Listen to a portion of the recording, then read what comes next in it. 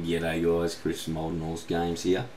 I just spent about 32 minutes doing a tutorial and my webcam that captures my sound decided it was going to make me a chipmunk again. Whenever my computer goes into sleep, all the USBs also go into sleep, and when it turns back on, you've got to pull each USB out and reactivate it. I don't know why it does that, but anyways. So, anyway, this is what I was working on. And I'll be going through it with you now, and this is the finished product. You can walk up to any item, just like in Oblivion or Elder Scrolls, you can pick it up.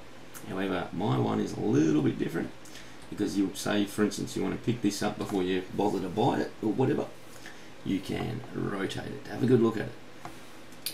You push your left shift, changes axes, and you can rotate it. All different sorts of axes. And then obviously when you've had enough, you can throw it away. So let's go and have a look at how this was set up. Essentially, I created two tags. I made one grabbable and I made a dynamic layer. So first tag, create yourself a grabbable and then create a dynamic layer. Then to the book I added a rigid body, made sure gravity was switched on. Then I added a sphere collider, made sure is trigger is switched on. Then I added a box collider. That way the book, that's to make sure it doesn't fall through the ground. I come up to the main camera then, and I added a empty game object and I called it hold spot. Then I created a script called hold item for the first person controller. Now, I'll go back up the top. If you guys want to, I will be putting this script on the website with all the rest of them, and I'll also add the book item and a couple other little items you can download and practice this on. But if you want to do the script, I can comment them now as we're going so you can understand what it is. Okay, so this first one is the transform. It's the position of the place where the item will be held.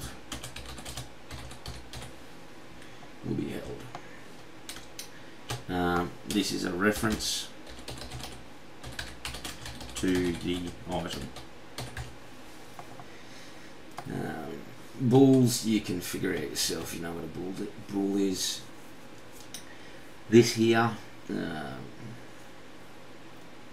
update calls the grab function. So the grab won't be called unless one of these balls fires, and this changes angle of the rotation axis.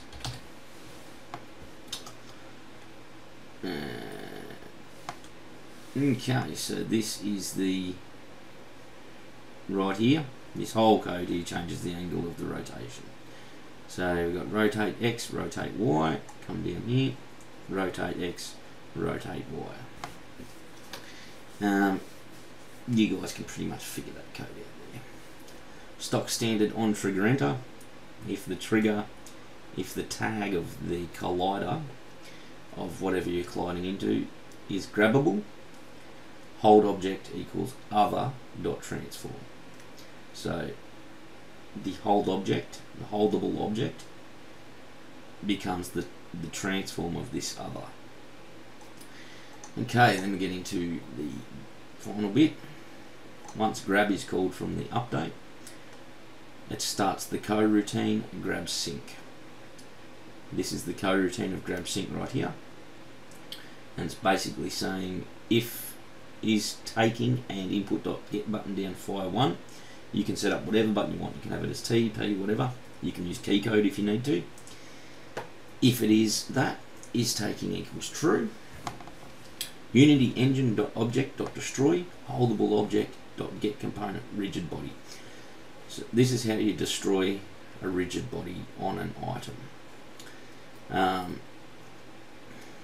The reason we destroy the rigid body is because we don't really have a need for it, and it makes it a little bit harder to handle it and rotate it. Then we set the parent. So the hold spot up here is where we're the position, the reference to the item. So we set the parent of this item to the hold spot, and the hold spot is parented to your main camera. We also change the position of the item to the hold spot's position, and we say grabbing is true, and we just return it back to 0. If grabbing an input fire 1 again, basically what it does is pushes the hold spot's transform forward and up, and the vector 3 direction equals whatever way you're facing forward. So when you throw the object, it's always going to throw forward.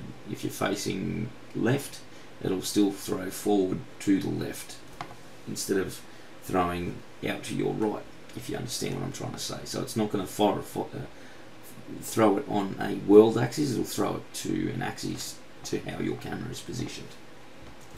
Also adds the rigid body to the element, and adds force to the rigid body to throw it, to propel it. Holdable object position equals hold spot dot position. You return, yeah. You guys can understand all that. So that's pretty much the code just there for that.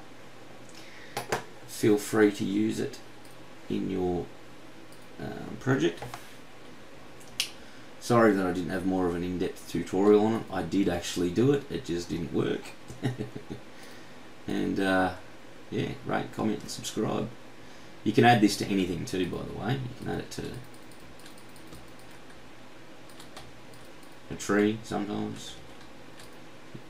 Put a box glider, put the things on there that I said to start with, and you can add this to any object in the game, and you can, you know, carry any object in the game around.